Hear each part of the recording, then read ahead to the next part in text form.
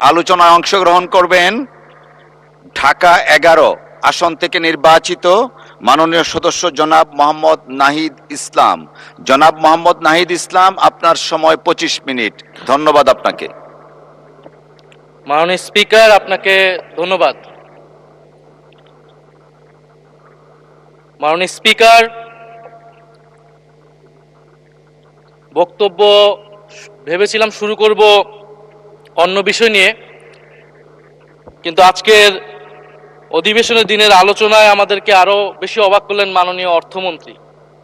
ফলে অর্থ সেক্টরের কিছু কথা, কিছু বক্তব্য দিয়ে আলোচনা শুরু করছি। আমরা যখনই ব্যাংকিং খাত বা অর্থ সেক্টরের আর্থিক খাতের কথা আসে, মাননীয় অর্থমন্ত্রী একটা বাক্যই বারবার বলেন যে বিএনপির সময়ে এরকম কোনো রেকর্ড নাই যে আর্থিক খাতে বিশৃঙ্খলা হয়েছে। উনি কিছুক্ষণ আগে অস্বীকার করলেন যে বাংলাদেশ ব্যাংকের গভর্নর একটা রাজনৈতিক নিয়োগ, তাদের দলের নির্বাচন কমিটির সদস্য, এবং তিনি এটা অস্বীকার করলেন। আমি মাননীয় স্পিকার টিআইবির একটা তথ্য আপনাদেরকে দিচ্ছি। বর্তমান সরকারি দলের যারা নির্বাচনের প্রার্থী হয়েছেন তাদের 59.41% ঋণগ্রস্ত, এবং যার বেশিরভাগ হচ্ছে সরকারি দলে। সংসদ সদস্যদের 11,000 কোটি টাকার বেশি ঋণ রয়েছে, যার অধিকাংশই সরকারি দলের। এদের অধিকাংশই ঋণ খেলাপি ছিলেন, নির্বাচনের আগে কিছু টাকা ঋণ দিয়ে পুনঃতফসিল করে নিয়েছেন। এবং বর্তমান যে বাংলাদেশ ব্যাংকের গভর্নর, তার স্পেশালিটিটা কি? তার স্পেশালিটি হচ্ছে এই ঋণ পুনঃতফসিল করা, এটাতে তিনি এক্সপার্ট।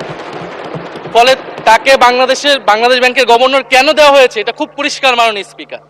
এই যে হাজার হাজার কোটি টাকার ঋণ, সেই ঋণগুলো যাতে ঋণ পুনঃতফসিল করতে পারে, সেই সুযোগ সুবিধাটা করে দেওয়ার জন্যই বাংলাদেশের ইতিহাসে প্রথমবারের মতো একজন ব্যবসায়ীকে বাংলাদেশ ব্যাংকের গভর্নর দেওয়া হয়েছে। ফলে জাতির সামনে এই জিনিসগুলো পরিষ্কার হয়েছে। এখন সামনের আর্থিক খাতে আরো নিয়োগ তারা কি বিবেচনায় দিবেন, এই জন্য আমরা তাদের উপর আর আস্থা রাখতে পারছি না মাননীয় স্পিকার। মাননীয় স্পিকার, রাষ্ট্রপতির উপর ধন্যবাদ জ্ঞাপন বক্তব্য। রাষ্ট্রপতির বক্তব্য আমি শুনিও নাই, পড়িও নাই, এবং সেই বক্তব্য দেওয়ার সুযোগ করে দেওয়াকে আমরা প্রত্যাখ্যান জানিয়েছিলাম। আমরা খুব স্পষ্টভাবে বলেছিলাম যে এই রাষ্ট্রপতি অপসারণ প্রয়োজন, তাকে গ্রেফতার করা প্রয়োজন। এই রাষ্ট্রপতির আর কোনো অধিকার নেই বঙ্গভবনে থাকার, এইখানে এসে বক্তব্য দেওয়ার। প্রেসিডেন্ট শাহাবুদ্দিন চুপ্পু, তার কিছু কুকীর্তির কথা মাননীয় স্পিকার হাউসের সামনে তুলে ধরছি। তিনি দুদকের কমিশনার ছিলেন। তাকে দুদকের কমিশনারের করা হয়েছিল 3টে অ্যাসাইনমেন্ট দিয়ে। 1 নম্বর হচ্ছে খালেদা জিয়া এবং তারেক রহমানের বিরুদ্ধে দুর্নীতির অভিযোগের শাস্তি নিশ্চিত করা। 2 নম্বর পদ্মা সেতুর দুর্নীতির অভিযোগ থেকে আওয়ামী লীগকে ক্লিন শিট দেওয়া। 3 নম্বর ফখরুদ্দিন মঈনুদ্দিন সরকারের সময় শেখ হাসিনা সহ আওয়ামী লীগ নেতাদের বিরুদ্ধে হওয়া দুর্নীতির মামলাগুলোকে বাতিল করে দেওয়া। এমন একজন ব্যক্তিকে বিএনপি সরকার রাষ্ট্রপতি হিসেবে এখনো মেনে নিচ্ছে মাননীয় স্পিকার। আরেকটি ঘটনা বলি, 2009 সালে শেখ হাসিনার ক্যাঙ্গারু আদালতের নির্দেশে এই শাহাবুদ্দিন চুপ্পুর নেতৃত্বে 3 সদস্যের judicial inquiry commission on minority torture in 2001 করেছিল শেখ হাসিনার ক্যাঙ্গারু কোর্ট। এই প্রতিবেদন অনুসারে বিএনপির 26,000 বিএনপির নেতাকর্মীকে 2001 সালে ক্ষমতায় এসে কয়েক হাজার হিন্দুকে তারা হত্যা করেছে, এজন্য দায়ী করা হয়েছিল মাননীয় স্পিকার। এবং আওয়ামী লীগ এই রিপোর্ট দেশে বিদেশে এই রিপোর্ট ফেরি করে তারা নিজেদের এখানে ক্ষমতায় থাকাটাকে পাকাপোক্ত করেছিল। মাননীয় স্পিকার, এই রাষ্ট্রপতি চুপ্পু এস আলমের হাতে ইসলামী ব্যাংকে তুলে দেওয়ার কারিগর, 2 কোটি আমানতকারীকে পথে বসিয়েছিল। এবং জুলাই গণহত্যার সময় তার ভূমিকা, ফ্যাসিবাদের সাথে তার সংশ্লিষ্টতা, সবকিছু আমরা জানি। আমাদের দুর্ভাগ্য, এই দুর্নীতিবাজ, অপদার্থ, মিথ্যুক, গণহত্যার দোষর এখনো বাংলাদেশের রাষ্ট্রপতি। একটা আলোচনা কয়েকবার এসেছে যে রাষ্ট্রপতির অধীনে কেন শপথ নিয়েছি আমরা বলতে এখানে ব্যক্তিগতভাবে আমার কথাই বলেছে, কারণ আমি এখানে শপথ নিয়েছিলাম। তো মাননীয় স্পিকার, সেই সময় প্রেক্ষাপট আর এখনকার প্রেক্ষাপট কি এক? জুলাই গণ অভ্যুত্থানের পরে, 5ই আগস্টের পরে আমাদের সামনে 2টা অপশন ছিল। আমরা বলেছিলাম জাতীয় সরকার করতে হবে, সেই জাতীয় সরকারের প্রস্তাব বিএনপি নাকচ করে দিয়েছে। আমাদের সামনে আরেকটা অপশন ছিল ক্ষমতা আর্মির হাতে তুলে দেওয়া। যদি আমরা সেই দিকে আগাতাম আজকে তারা এখানে বসতে পারতেন কিনা মাননীয় স্পিকার সেটা সন্দেহ আছে। দেশের স্বার্থে, দেশের স্থিতিশীলার স্বার্থে আমরা সেই সময় সরকারে গিয়েছিলাম, আমরা শপথ নিয়েছিলাম, কিন্তু বৈষম্যবিরোধী ছাত্র আন্দোলন খুব স্পষ্টভাবে 2024 সালে কিন্তু এই রাষ্ট্রপতির অপসারণ চেয়েছিল। সেই সময় সাংবিধানিক ধারাবাহিকতার কথা বলে রাষ্ট্রপতির পক্ষে অবস্থান নিয়েছিল বিএনপির মহাসচিব মির্জা ফখরুল আলমগীর সাহেব, তিনি নিজেই কথা বলেছিলেন। ফলে এখন তো একটা নির্বাচিত সরকার মাননীয় স্পিকার, এখন তো চাইলেই বিএনপি রাষ্ট্রপতি পরিবর্তন করতে পারে সরকার, এবং আমরা বিশ্বাস করি বিএনপিতে সেই ধরনের যোগ্য আস্থাভাজন ব্যক্তি নিশ্চয়ই রয়েছেন। এবং সরকার দলের সদস্যরা অনেকে গৌরবের সাথে বলেছেন যে যেই রাষ্ট্রপতি জিয়াউর রহমানের বিরোধিতা করেছেন সেই রাষ্ট্রপতি এখন জিয়াউর রহমানের প্রশংসা করছে। মাননীয় স্পিকার, গাধাকে দিয়ে আপনি হাল চাষ করিয়ে এটার মধ্যে কোনো বাহাদুরি নাই। এটা আপনাদের দেউলিয়ত্ব, সরকারের দেউলিয়ত্ব যে সরকার এখনো রাষ্ট্রপতি পরিবর্তন করতে পারছে না। মাননীয় স্পিকার, এই অধিবেশনের পুরোটা সময় যদি আমরা সংস্কার, গণভোট, জুলাই সনদ, 72-এর সংবিধান নিয়ে অনেক কথা বলেছি, এবং একটা বিষয় আমার কাছে খুবই অদ্ভুত লেগেছে, কিছু কিছু মাননীয় সংসদ সদস্য তারা 72-এর সংবিধানকে 71-এর সাথে মিলিয়েছে। মাননীয় স্পিকার, আমার জানা নেই আসলে তারা কোন বিবেচনা থেকে এটি মিলিয়েছেন। এটা তো সবসময় আওয়ামী লীগ মিলিয়েছে মাননীয় স্পিকার। তারা 72-এর সংবিধানকে 71-এর ফসল হিসেবে 71-এর চেতনার সাথে মিলিয়েছে। 72-এর মূলনীতিকে 71-এর মূলনীতি বলে 71-এর আদর্শ হিসেবে প্রচার করেছেন। আমরা তো সেটার বিরোধিতা করেছি মাননীয় স্পিকার সবসময়, এবং বিএনপির বহু নেতা এটার বিরোধিতা করেছে মাননীয় স্পিকার। 72-এর সংবিধানের ক্রিটিসিজম, সমালোচনা 72 সাল থেকেই বাংলাদেশে শুরু হয়েছিল। গত 16 বছর এই সমালোচনা তৈরি হয়েছিল। 72-এর সংবিধানের সমালোচনা মোটা দাগে তিনটি। প্রথমত, এই সংবিধান স্বাধীন বাংলাদেশের নির্বাচিত প্রতিনিধিরা প্রণয়ন করে নাই। আমি সরকারি দলের মাননীয় সংসদ সদস্য ব্যারিস্টার নওশাদ জমির সাহেবের সাথে, ওনার সাথে আমি সহমত পোষণ করে বলতে চাই, একটা স্বাধীন দেশের শাসনতন্ত্র রচনা করার অধিকার, সুযোগ সেই দেশের নির্বাচিত প্রতিনিধিদের হওয়া উচিত। 72-এর সংবিধান রচনা করেছিল যারা 70-এর নির্বাচনে আইয়ুব খানের এলএফের অধীনে যারা নির্বাচিত হয়েছিল পাকিস্তানের শাসনতন্ত্র রচনা করার জন্য মাননীয় স্পিকার। দ্বিতীয়ত, এই 72-এর সংবিধান ইনহেরেন্টলি এটা একটা আনডেমোক্রেটিক কনস্টিটিউশন।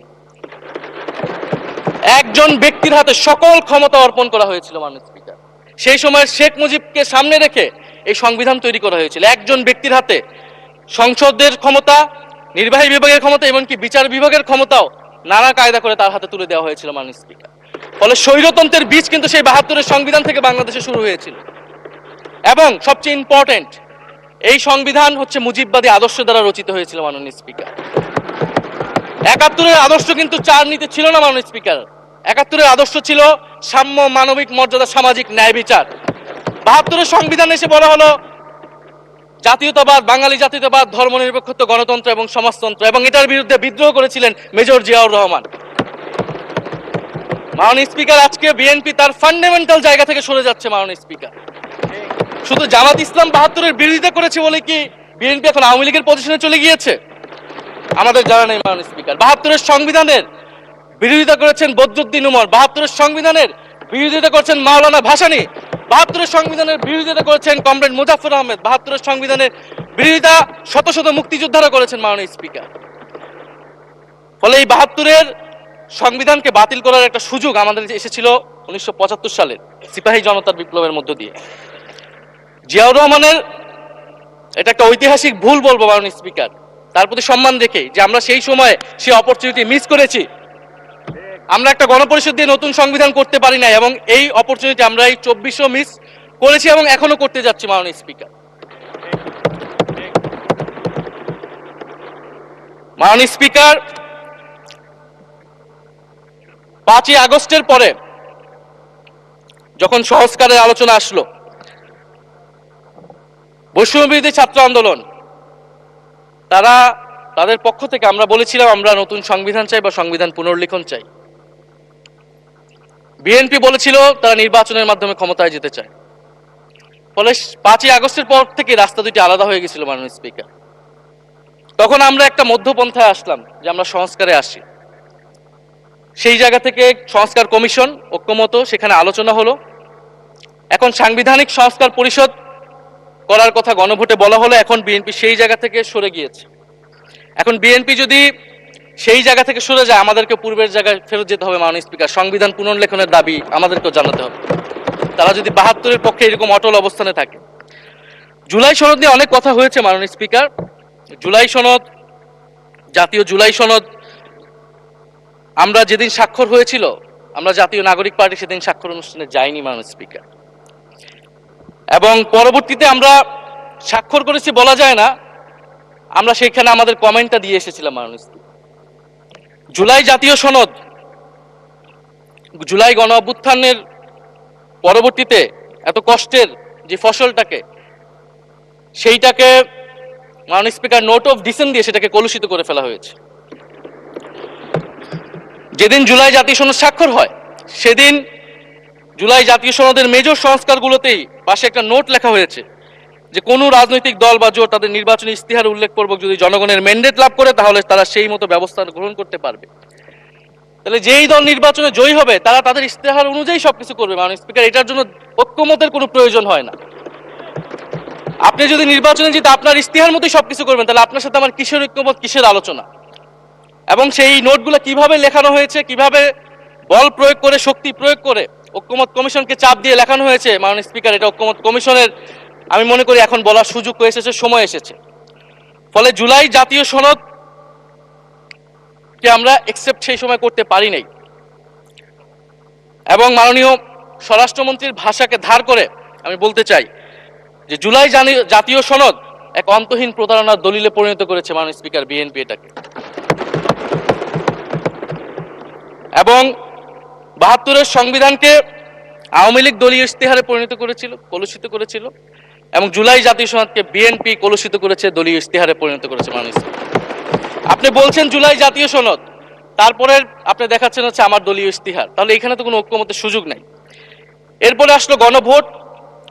গণভোটের আদেশ নিয়ে সমালোচনা আছে, এবং এই সমালোচনা আমরাও করেছি যে রাষ্ট্রপতি এই ধরনের অর্ডার দিতে পারে কিনা। কিন্তু গণভোটটাকে সবাই মেনে একটা কনসেনসাসের ভিত্তিতেই তো আমরা এই গণভোটে সবাই মিলে অংশগ্রহণ করলাম মাননীয় স্পিকার।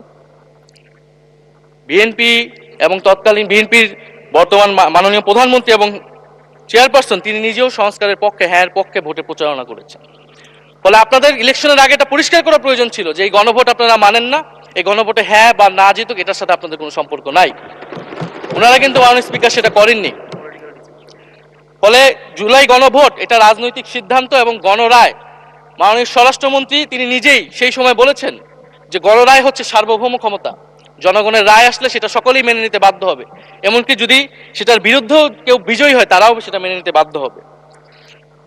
ফলে আমরা মনে করি যে এই গণভোট অনুসারে যে সাংবিধানিক সংস্কার পরিষদ, অতি দ্রুত সময়ের মধ্যে সাংবিধানিক সংস্কার পরিষদ গঠন করা উচিত, এর সুরাহা করা উচিত। আমরা তো মাননীয় স্পিকার অনেক দূর সরে এসেছি, নতুন সংবিধানের জায়গা থেকে সরে আস্তে আস্তে আমরা কোথায় আসলাম? আমরা খুবই সামান্য কিছু দাবি এখানে এসেছে, জুলাই জাতীয় সনদ বা গণভোট যেটাই বলেন না কেন, যে একটা উচ্চকক্ষ হবে ভোটের অনুপাতে, তত্ত্বাবধায়ক সরকার হবে। এই তত্ত্বাবধায়ক সরকার নিয়েই তো এত ঝামেলা, গত 16 বছরের এত আন্দোলন। কিভাবে নিয়োগ হবে, এই নিয়োগটা আমাদেরকে জানতে হবে মাননীয় স্পিকার। নির্বাচন কমিশনার এবং সাংবিধানিক প্রতিষ্ঠানগুলোতে কিভাবে নিয়োগ হবে, একটা নির্দলীয় এবং গ্রহণযোগ্য নিয়োগ আমরা কিভাবে করতে পারি, যেটা দেশকে বিভাজিত করবে না, বিরোধী দলের উপরে বিরোধী দলের অধিকার ক্ষুণ্ণ করবে না, এবং সবচেয়ে গুরুত্বপূর্ণ বিচার বিভাগ পৃথকীকরণ মাননীয় স্পিকার। এগুলা আমরা 5ই আগস্টের পরে আসমান থেকে বলিনি, এগুলা গত 16 বছর আলোচনা হয়েছে। বিএনপির 31 দফায় আলোচনা ছিল, আরো অনেক রাজনৈতিক দলের আলোচনাতে, সংস্কারের আলোচনা থেকে আমরা মাননীয় স্পিকার ধার করেছিলাম। হ্যাঁ, বিচার বিভাগ এই মুহূর্তে পৃথকীকরণ বা বিচার বিভাগের স্বাধীনতা নিয়ে কনসার্ন আছে, কারণ আওয়ামী লীগের নিয়োগকৃত অনেক বিচারক মাননীয় স্পিকার এখনো রয়ে গেছে বিচারালয়ে, যারা এই জামিনগুলো করিয়েছে ফ্যাসিস্টদের। কিন্তু সেটার একটা সুরাহা আপনারা করেন, আমরা সহযোগিতা করব, কিন্তু তারপরে তো বিচার বিভাগের স্বাধীনতা মাননীয় স্পিকার নিশ্চিত করতে হবে। গুম এবং মানবাধিকার অধ্যাদেশ বাতিল করলেন, আপনারা বলছেন ভালো আইন নিয়ে আসবেন। তো ভালো আইন যতক্ষণ পর্যন্ত আনতে পারছে না, ততক্ষণ পর্যন্ত মাননীয় স্পিকার আপনাদের সমালোচনাটা সহ্য করতে হবে। আপনারা ভালো আইন নিয়ে আসুন এবং অতি দ্রুত সময়ের মধ্যে নিয়ে আসুন, আমরা দেখি। মাননীয় স্পিকার, এই সংসদে, এই অধিবেশনে আরেকটি বিষয় বারবার এসেছে, সেটা হচ্ছে মুক্তিযুদ্ধ এবং জুলাই গণ অভ্যুত্থান। মুক্তিযুদ্ধকে মাননীয় স্পিকার আমরা শ্রদ্ধা করি।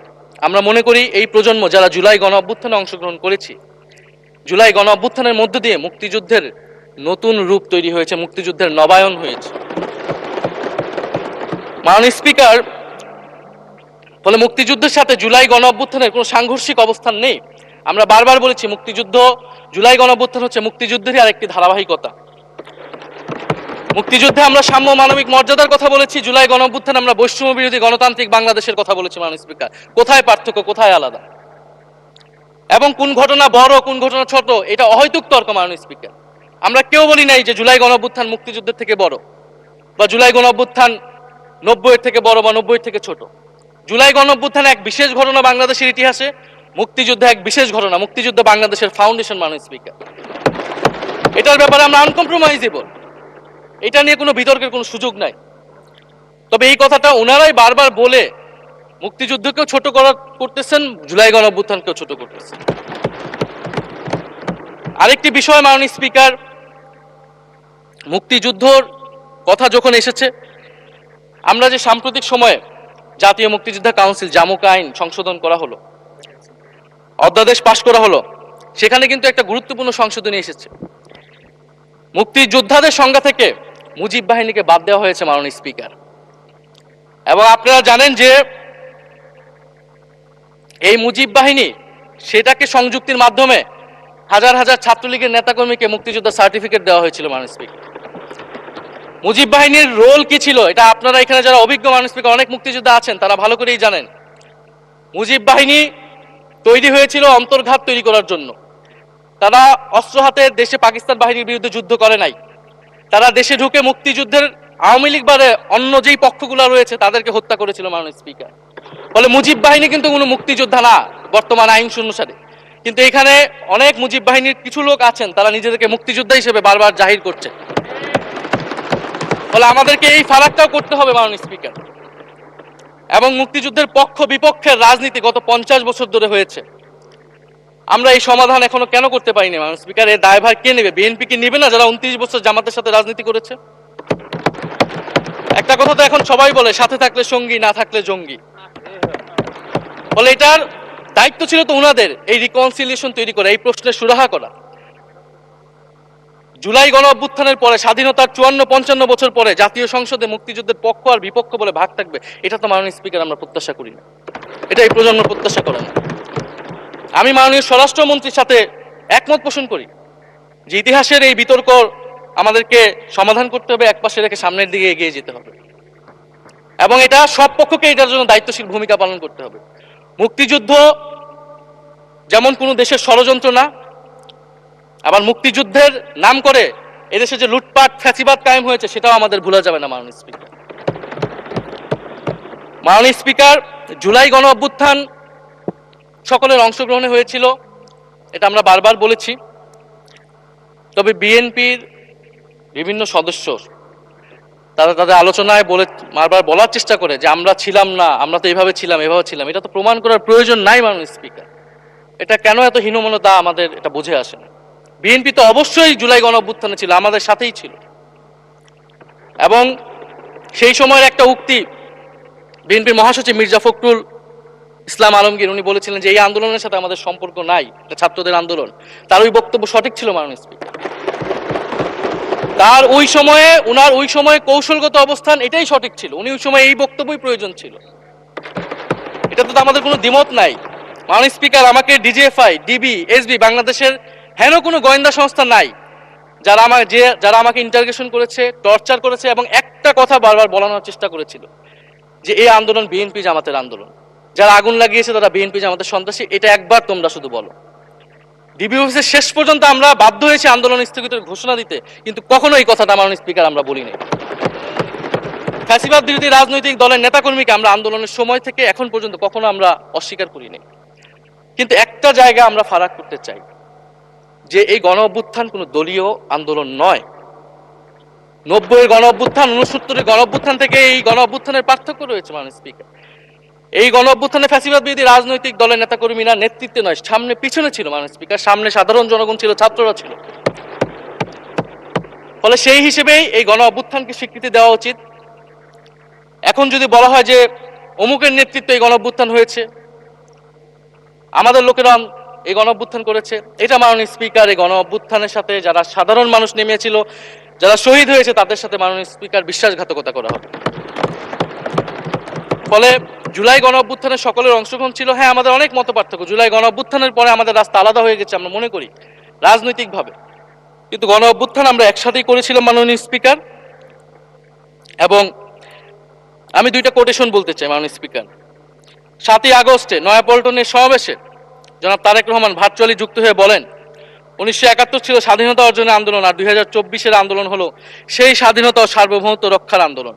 এই আন্দোলনে অংশ নেওয়া প্রতিটি ছাত্র জনতা আজ থেকে নতুন দিনের মুক্তিযোদ্ধা। মাননীয় স্পিকার, মুক্তিযুদ্ধের সাথে আমরা তুলনা করছি এই জায়গা থেকে, কারণ আমাদের কাছে এটা প্রায় যুদ্ধ সময় একটা পরিস্থিতি ছিল। 6 আগস্ট বঙ্গভবনে আলোচনা শেষে ব্রিফিংয়ে মির্জা ফখরুল ইসলাম আলমগীর বলেন, ছাত্র জনতা বুকের রক্ত দিয়ে আমাদের নতুন এক সকাল উপহার দিয়েছে, বাংলাদেশ আজ দ্বিতীয়বার স্বাধীন হলো, এই স্বাধীনতা আমাদের রক্ত দিয়ে রক্ষা করতে হবে। মাননীয় স্পিকার, আমরাও বলি রক্ত দিয়ে রক্ষা করতে হবে। মাননীয় স্পিকার, আমাকে একটু সময় বাড়িয়ে দিবেন।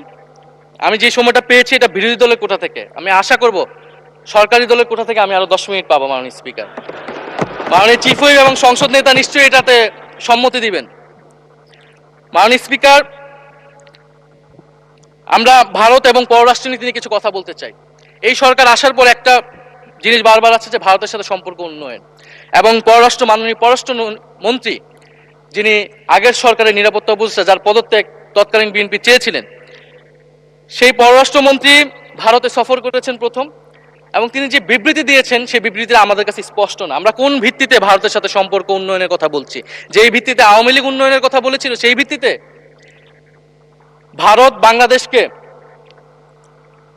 1971 সালের পর থেকে করদ রাজ্য পরিণত করার জন্য হেন চেষ্টা নেই যে করে নাই মাননীয় স্পিকার। সীমান্তে হত্যাকাণ্ড এখনো হচ্ছে, আমরা নদীর পানি হিস্সা পাচ্ছি না, এবং নতুন করে যেটা হচ্ছে যে বর্ডারে বাংলাদেশি বলে বিভিন্ন মানুষকে পুশ ইন করা হচ্ছে। 2025 সালে 2 মাসে 4000 মানুষকে বাংলাদেশে পুশ ইন করেছে ভারত, ইন্ডিয়ান এক্সপ্রেস অনুযায়ী। মাননীয় স্পিকার, এক ভয়ঙ্কর সংকট সামনের দিনে আমাদের দিকে কিন্তু আসতে যাচ্ছে। এবারে পশ্চিমবঙ্গের ইলেকশন হলো মাননীয় স্পিকার, নির্বাচনের কয়েকদিন আগে ভোটার তালিকা থেকে অন্তত 30 লক্ষ জীবিত ভোটারকে বাদ দেওয়া হয়েছে। এদের অধিকাংশ হচ্ছে মুসলিম এবং মতুয়া সম্প্রদায় মাননীয় স্পিকার। এবং NRC-CA তারা করেছে, বাংলাভাষী মুসলমানদেরকে তারা বাংলাদেশি বলে বিতাড়িত করছে এবং বাংলাদেশে পুশ ইন করার চেষ্টা করছে। এবং আমাদের যে ভারতের সাথে আগের সংকট রয়েছে, এবং গত 16 বছর যে ফ্যাসিজম ছিল সেটাকে আঞ্চলিক এবং আন্তর্জাতিকভাবে আওয়ামী লীগকে স্পষ্টভাবে সমর্থন দিয়েছিল ভারত। এবং এখনো জুলাইয়ের গণহত্যাকারী খুনি শেখ হাসিনা, ওসমান হাদির হত্যাকারীরা সবাই ভারত তাদেরকে আশ্রয় দিয়েছে। ফলে ভারতের সাথে এই বিষয়গুলো নিয়ে আমাদের সরকার কি কথা বলেছে এটা মাননীয় স্পিকার আমরা জানতে চাই। ভারতের সাথে সম্পর্ক আমরা উন্নয়ন করতে চাই, ভারত আমাদের প্রতিবেশী দেশ, কিন্তু মর্যাদার ভিত্তিতে, সাম্যের ভিত্তিতে এই সম্পর্ক হতে হবে মাননীয় স্পিকার। ভারত শুধু আওয়ামী লীগের সাথে সম্পর্ক তৈরি করে এই দেশকে নিয়ন্ত্রণ করার চেষ্টা করছে, সেই দিনকে সে কবর রচনা করতে হবে মাননীয় স্পিকার। ফলে এটা আমরা বুঝতে পারতেছি না ভারত বিএনপির সাথে বা বর্তমান সরকারের সাথে তার সম্পর্কের ভিত্তিটা কি, এবং বর্তমান সরকার আমার এই কথাগুলো যেগুলো আমি বললাম সেগুলো নিয়ে ভারতের সাথে কথা বলেছে কিনা মাননীয় স্পিকার। মাননীয় স্পিকার, দুর্নীতি নিয়ে অনেক কথা হয়, আমি ঋণ খেলাপির পরিসংখ্যানগুলো দিলাম, এবং নির্বাচনের বিধান অনুযায়ী ঋণ খেলাপিকে নির্বাচনে প্রার্থী হতে পারবে না, কিন্তু আমরা দেখলাম নির্বাচনের আগে কিছু টাকা পরিশোধ করে ঋণ পুনঃতফসিল করে তারা সংসদ সদস্যরা সংসদ সদস্য বেশি আসলেন মাননীয় স্পিকার। মাননীয় স্পিকার, আমি কিছু সংখ্যা বলছি। 1700 কোটি টাকা, 765 কোটি টাকা, 679 কোটি টাকা, 621 কোটি টাকা, 201 কোটি টাকা, 182 কোটি টাকা, 97 কোটি টাকা। মাননীয় স্পিকার, এগুলো আমাদের সংসদ সদস্য যারা তাদের ঋণ রয়েছে মাননীয় স্পিকার। এবার আমি নাম বললাম না, কিন্তু পরের সেশনে কিন্তু মাননীয় স্পিকার আমি নাম ধরেই কথা বলবো, এগুলা ফ্যাক্ট, এবং এখনো 2 জন আসতে পারে নাই এই কারণে। এখন দুর্নীতির বিরুদ্ধে তো যুদ্ধ ঘোষণা হয়েছে, এখন এই ঋণগুলো কবে বাংলাদেশের জনগণ ফেরত পাবে, বাংলাদেশের ব্যাংক ফেরত পাবে মাননীয় স্পিকার, এটা আমরা জানতে চাই। মাননীয় স্পিকার যদি সময় একটু বাড়িয়ে দেন। মাননীয় সদস্য, আপনি আবেদন জানিয়েছিলেন, এর মধ্যে ট্রেজারি বেঞ্চের যে চিফ হুইপ আছেন, মাননীয় চিফ হুইপ, উনি আমাকে জানিয়েছেন উনার সময় 20 মিনিট বরাদ্দ ছিল, সেখান থেকে 5 মিনিট উনি কর্তন করে আপনাকে দিয়েছেন। তো আপনি 5 মিনিটের মধ্যে দয়া করে শেষ করবেন। থ্যাংক মাননীয় ইউ। স্পিকার, আর মাননীয় প্রধানমন্ত্রীর থেকে আরো 5 মিনিট আমি রিকোয়েস্ট করছি মাননীয় স্পিকার। আর যদি 5 মিনিটে শেষ করতে পারে আমি শেষ করে দিব, কোনো সমস্যা নেই। মাননীয় স্পিকার, ফলে আমরা দুর্নীতির কথা বলা হচ্ছে, 16 বছরে আওয়ামী লীগের যে দুর্নীতি, সেই দুর্নীতি থেকেও বড় হয়ে গেছে অন্তর্বর্তী সরকারের সময় ছাত্র সমন্বয়করা কি দুর্নীতি করেছে মাননীয় স্পিকার। ছাত্র সমন্বয়করা খুবই খারাপ, তারা মন্ত্রণালয়ে ঘুরেছে, দুর্নীতি করেছে, কিংস পার্টি করেছে। তো মাননীয় স্পিকার, গত আওয়ামী লীগের আমলে 16 বছরের দুর্নীতির বিচার ওনারা কিভাবে করবেন সেইটা মাননীয় স্পিকার ওনাদের বলা উচিত জনগণের সামনে। এবং আরো ভালো হয় যদি 2001 থেকে 6 সাল পর্যন্ত মাননীয় স্পিকার যে দুর্নীতির অভিযোগগুলো এসেছিল সেটারও একটা স্বচ্ছ তদন্ত মাননীয় স্পিকারের বর্তমান সরকার করে। দুর্নীতি কেউ না কেউ তো করেছে, কারা করেছে তাদের নাম বাংলাদেশের জনগণের সামনে উন্মুক্ত করা হোক, কারণ সেটার জন্যই তাদেরকে ভোগান্তি পোহাতে হয়েছে 1/11 ষড়যন্ত্রের মাধ্যমে। বর্তমান প্রধানমন্ত্রী, তাকেও কিন্তু দুর্নীতির মিথ্যা অভিযোগ দিয়ে মাননীয় স্পিকার তার বিরুদ্ধে মামলা করা হয়েছিল। মাননীয় স্পিকার, মাননীয় স্বরাষ্ট্রমন্ত্রীর দৃষ্টি আকর্ষণ করছে, একটু আইন শৃঙ্খলা নিয়ে কথা বলি। 2 মাসে বিএনপির হাতে খুন হয়েছে 31 জন, ধর্ষণের ঘটনা ঘটেছে 14টি, বিএনপির চাঁদাবাজির খবর এসেছে 83টি, হামলার ঘটনা এসেছে 154টি। এর একটিতে সরকার কার্যকর কোনো ব্যবস্থা গ্রহণ করেনি। মাননীয় স্পিকার, শাহবাগ থানার সামনে ঢাকা বিশ্ববিদ্যালয়ের সাংবাদিক সমিতির কয়েকজন সদস্যকে বেধড়ক মারধর করেছে ছাত্র দলের নেতাকর্মী, এবং এটার এখনো কোনো মামলা নেয়নি। মাননীয় স্বরাষ্ট্রমন্ত্রী যদি জানান এই মামলাটা কেন নেওয়া হচ্ছে না। থানার ভিতর প্রবেশ করে ওসির রুমে ডাকসুর 2 জন নির্বাচিত প্রতিনিধিদের উপর হামলা করা হয়েছে। মাননীয় স্পিকার, ঢাকা বিশ্ববিদ্যালয়ের সাংবাদিক সমিতি, মাননীয় স্পিকার আপনি জানেন আপনি ঢাকা বিশ্ববিদ্যালয়ের ছাত্র, মহসিন হলের, আমিও মহসিন হলের ছাত্র। মাননীয় স্পিকার, ঢাকা বিশ্ববিদ্যালয়ের সাংবাদিক সমিতির একটা বড় ভূমিকা আছে বাংলাদেশের গণতান্ত্রিক আন্দোলনগুলোতে, আমাদের বিশ্ববিদ্যালয়ের গণতান্ত্রিক আন্দোলনগুলোতে। মাননীয় স্পিকার, মাজার হামলা নিয়ে কিছু কথা বলতে চাই। এই সরকারের আমলেও আমরা দেখলাম যে কুষ্টিয়ায় মাজারে হামলা করে একজনকে হত্যা করা হয়েছে। মাননীয় স্পিকার, এটা আমরা নিন্দা এবং প্রতিবাদ জানাই। আমরা কোনো ধর্মীয় বিতর্কে ঢুকবো না, সেটা নিয়ে আমাদের আলেম ওলামাগণ ব্যাখ্যা করবেন, কিন্তু আমরা রুল অফ ল নিয়ে কথা বলতে চাই। মাননীয় স্পিকার, এই ধরনের ঘটনা কোনোভাবেই গ্রহণযোগ্য হতে পারে না, এবং অন্তর্বর্তী সরকারের সময় এই ধরনের ঘটনা অনেক ঘটেছে, আমরা তারও নিন্দা জানাই, এবং সকল ঘটনার তদন্ত এবং বিচার হওয়া উচিত মাননীয় স্পিকার এই সময়ের মধ্যে।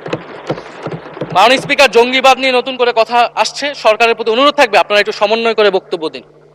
স্বরাষ্ট্রমন্ত্রী বলছেন জঙ্গিবাদ নেই, আবার মাননীয় প্রধানমন্ত্রীর উপদেষ্টা বলছেন জঙ্গিবাদ আছে, জঙ্গি আছে। তো ওনাদের বক্তব্যটা পরিষ্কার হলে আমরাও এই বিষয়ে আমাদের অবস্থান বা বক্তব্যটা পরিষ্কার করতে পারবো। তবে একটা জিনিস, যে জঙ্গিবাদের বিরুদ্ধে আমাদের জিরো টলারেন্স মাননীয় স্পিকার।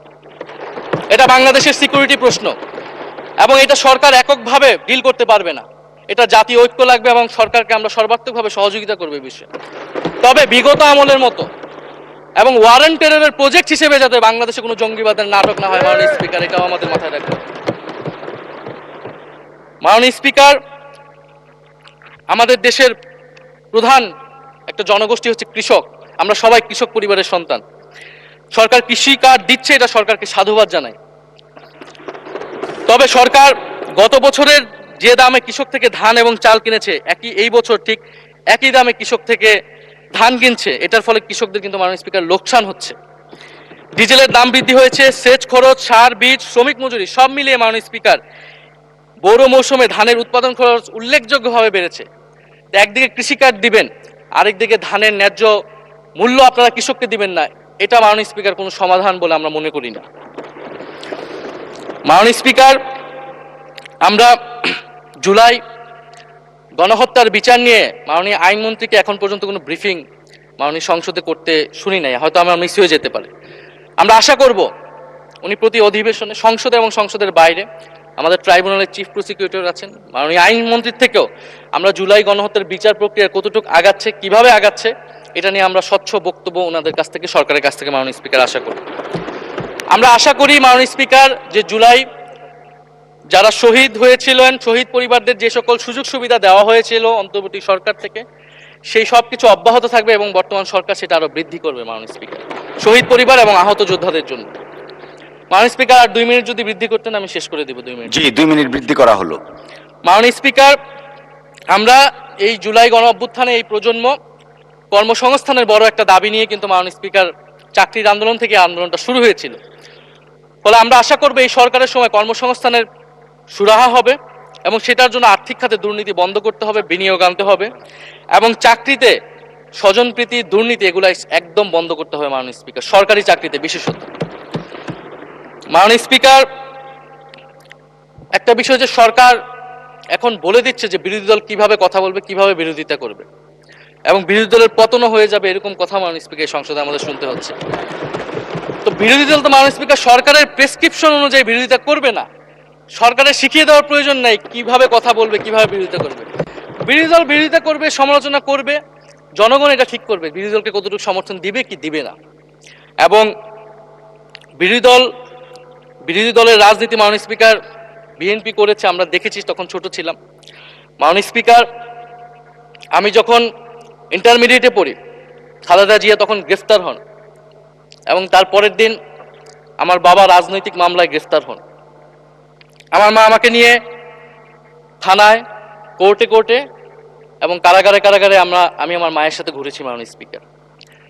আমি জানি আমার এই অভিজ্ঞতা বাংলাদেশের লাখ লাখ মানুষের, ফ্যাসিবাদ বিরোধী আন্দোলন, রাজনৈতিক কর্মী যারা রয়েছে তাদের সকলের একই অভিজ্ঞতা মাননীয় স্পিকার। মাননীয় স্পিকার, সেই অভিজ্ঞতা থেকেই বিশ্ববিদ্যালয়ে যখন এসেছি প্রথম, মনে হয়েছে যে এই প্রজন্ম হিসেবে আমাদের একটা দায়বদ্ধতা আছে। আমার সামনে একজন স্বৈরাচার, একজন স্বৈর শাসক থাকবে, বাংলাদেশের একজন ছাত্র হিসেবে আমি এটা মেনে নিতে পারিনি মাননীয় স্পিকার প্রথম বর্ষ থেকে। সেই জায়গা থেকে কাজ করেছি জুলাই গণ অভ্যুত্থানে। মাননীয় স্পিকার, আমি আমার এলাকা নিয়ে শুধু শেষ করব, সবাই যেহেতু এলাকা নিয়ে কথা বলে প্রথম আসলে, আমি মাননীয় প্রধানমন্ত্রীর প্রতিবেশী, ঢাকা 17-এর প্রতিবেশী হচ্ছে ঢাকা 11 মাননীয় স্পিকার। সংসদে সরকার দল এবং বিরোধী দলের যেই পরিমাণ বৈষম্য, ঢাকা 17 এবং ঢাকা 11-এর একই পরিমাণ মাননীয় স্পিকার বৈষম্য। ফলে উনি যাতে এই বৈষম্য দূর করেন এবং ঢাকা 11-এর জন্য যদি মাননীয় সদস্য 2 মিনিট চেয়েছিলেন, শেষ হয়ে গেছে। আর 2 মিনিট দেওয়া হলো, 2 মিনিটের মধ্যে শেষ করে ফেলেন প্লিজ। স্পিকার, ধন্যবাদ আপনাকে। ফলে এই বৈষম্য উনি সংসদেও দূর করবেন, সংসদেও দূর হবে এবং আমার এলাকাও সেই উন্নয়ন কার্যক্রম হবে। ঢাকা 11 এই গণ অভ্যুত্থানের অন্যতম হটস্পট ছিল রামপুরা, বাড্ডা, ভাটারা এলাকা মাননীয় স্পিকার, যেখানে অনেক প্রাইভেট বিশ্ববিদ্যালয়, মাদ্রাসা, তারা সকলে এসে কিন্তু ফ্যাসিস্টদেরকে প্রতিহত করেছিল এবং এই অত্র এলাকার নানান সমস্যা। তো সরকারের জায়গা থেকে আমি আশা করব, আমি হয়তো অনেক সমালোচনা করতে পারি, অনেক ভুল ত্রুটি থাকতে পারে, যেহেতু নতুন এসেছি, কথা বলছি, তো সেই জায়গা থেকে যাতে আমার এলাকার প্রতি কোনো বিরূপ মনোভাব না থাকে, কোনো বৈষম্য যাতে না হয় মাননীয় স্পিকার। আপাতত ওনারা ওইখানকার যিনি পরাজিত প্রার্থী, তাদেরকে দিয়ে বিভিন্ন উন্নয়ন কার্যক্রম করছে প্রশাসক, এই সিটি কর্পোরেশনের প্রশাসক। তা আমার ক্রেডিটের দরকার নাই, কিন্তু উন্নয়ন হলেই মাননীয় স্পিকার চলবে। মাননীয় স্পিকার, আমি সর্বশেষ বলতে চাই, এই প্রথম অধিবেশনে বিশ্ববিদ্যালয় জীবনে ঢাকা বিশ্ববিদ্যালয়ের অনেক স্বপ্ন নিয়ে গিয়েছিলাম। প্রথম মাসে মাননীয় স্পিকার হতাশ হয়েছিলাম যখন দেখেছি হলের সিস্টেম, যখন দেখেছি বিশ্ববিদ্যালয়ের সিস্টেম এবং এই সংসদে মাননীয় স্পিকার প্রথম অধিবেশনে আমি অনেক হতাশ হয়েছি। সংসদ, সরকারি দলের সদস্যরা যেভাবে স্তুতি করেছে, যেভাবে সংবিধান সংস্কার পরিষদকে বাতিল করে দেওয়া হয়েছে, যেভাবে গণভোটকে অস্বীকার করেছে, মাননীয় স্পিকার, আমি আশা করব আমাদের এই হতাশা অতি দ্রুতই শেষ হবে এবং আমরা যেই কমিটমেন্ট জনগণের কাছে করেছি সেই সকল প্রতিশ্রুতি আমরা রক্ষা করে সামনের দিকে এগিয়ে যেতে পারবো। মাননীয় স্পিকার, আপনাকে ধন্যবাদ, এই হাউসের সকলকে ধন্যবাদ মাননীয় স্পিকার।